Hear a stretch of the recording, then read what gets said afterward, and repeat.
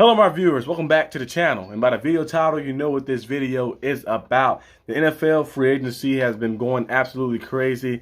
Man, like if I could just like say one of the ones I was surprised by the most, as you probably seen from the title, is definitely the Kirk Cousins one. I'm gonna start right off the bat. The Kirk Cousins one was one of the most surprising ones I saw. Cause I thought he was going to sign back with the Vikings. I thought he was just using the leverage and free agency to kind of like bolster up his contract and bolster up his pay a little bit. If I see his leverage a little bit, but he went out there and he signed with the Falcons. I know it officially happens on Wednesday, so it's crazy. So they have a good team. They have Drake London. They have Bijan Robinson. They have a lot of guys out there. Kyle Pitts as well. And we know Kirk Cousins is a good player. He might not be a game-changing player to help you win a Super Bowl type guy, but he's very good. He gives you the best contention to go out there and win. And I think him going to the Falcons with that division they have too as well, he has a big-time opportunity to win a division and have a, I wouldn't say, no, nothing is easy in the NFL, but he have an easier route to get in a deeper run in the playoffs. Because the NFC is, of course, not as tough as the AFC. He was in the NFC with the Vikings. The Vikings had a lot of different things and scenarios going on as well. But him in that NFC South, you know, of course, Baker Mayfield with the Bucks, he did a very good job last year. He's there as well. But the Panthers and the Saints, I feel like the Falcons are one of the top teams there. With Kirk Cousins, he put them over the edge, put them as the top team. You can probably debate them or the Bucks, but they're definitely over the Saints and the Panthers. So we're going to see what happens in the upcoming, weeks and stuff. The draft is still coming up. I thought the Falcons would maybe go out there and trade up and draft a Jaden Daniels. They could probably possibly take a quarterback and have him sit behind Kirk Cousins and learn some things, but that was a big-time signing. That was the one I was probably most surprised by. Let me know in the comment section down below which one you were surprised by the most. Another one was definitely Josh Jacobs as well. Josh Jacobs getting to the Packers.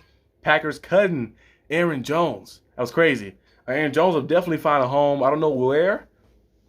Maybe Buffalo. Maybe Buffalo, the Bills. They have, of course, James Cook. Aaron Jones getting added would be great too, but they probably would try to switch it up a little bit because I think both of those running backs are very similar in style. So he probably goes somewhere where somebody, they probably have a power back there so they can have a 1-2 punch and a little change of pace. Aaron Jones is a good player. He did suffer some injuries the past few years, but he's a good player when he's on the field. He's amazing when he gets the touches and get the ball in his hand from either in the passing game or in the rushing attack as well. He's a very good player, so I think he'll find a home. But Josh Jacobs to the Packers was very good. He's like a more pure runner than what Aaron Jones is. He's a more pure runner than Aaron Jones. He can get down there. He led the league in rushing a few years ago. I think a 3-time Pro Bowler as well. He's a good player. So I think he will definitely be a big factor for them. They got Jordan Love, who looked very good his rookie season. I had the Packers going 10-7 rookie year. He went 9-8. I had Packers going 10-7 because I feel like Jordan Love is watching him from college. And also watching him in those games he played with the Packers here and there, you see the talent there. He looked very Aaron Rodgers-esque.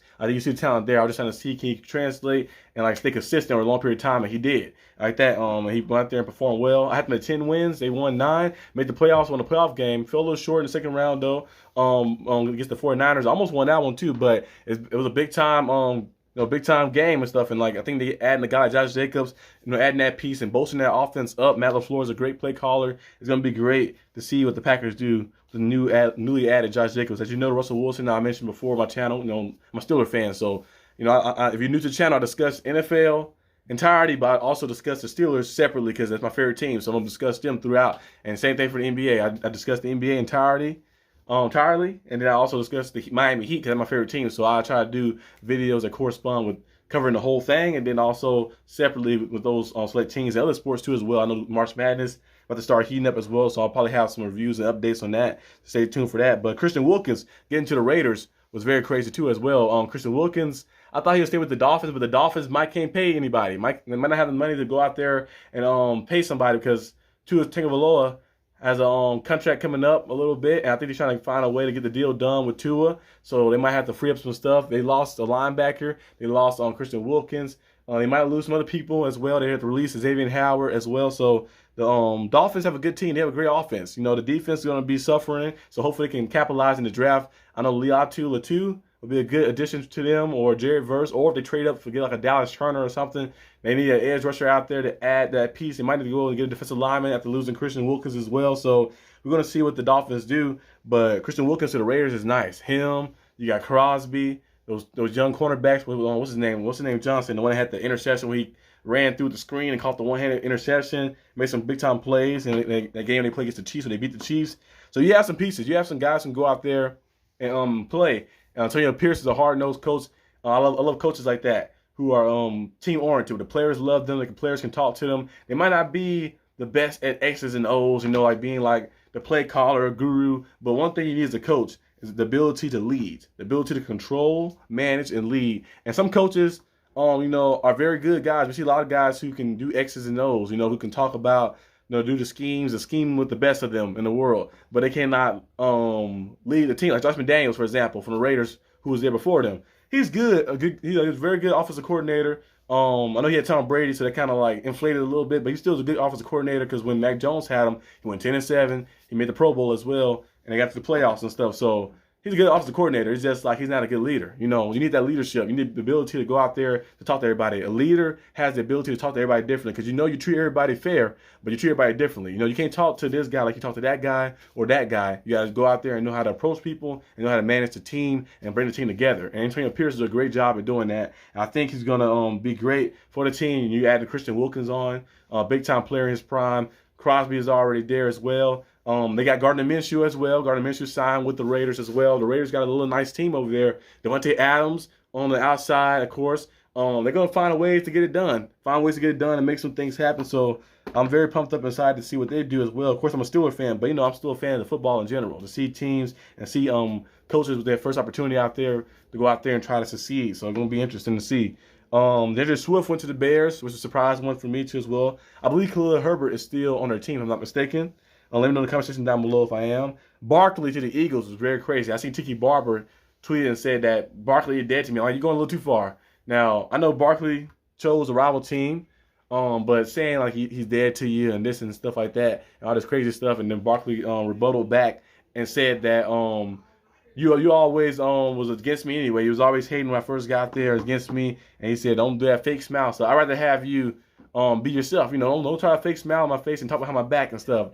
I want you expect people to at least talk good about you when they're not in your presence as well. So Barkley and Tiki Barber, I guess they was never on the same page, and now Tiki Barber kind of saying that he's dead to him and stuff. But he put himself in Barkley's shoes. Barkley made a great decision for himself, for his family, because he's looking like this. Hey, I've been on the Giants. I get a Giants chance after chance after chance after chance, and they still never paid me. I was the best driving force. I got Daniel Jones paid. Daniel Jones is not like that. They keep trying to force themselves to think he's like that, and you're seeing they paid that big time money for Daniel Jones.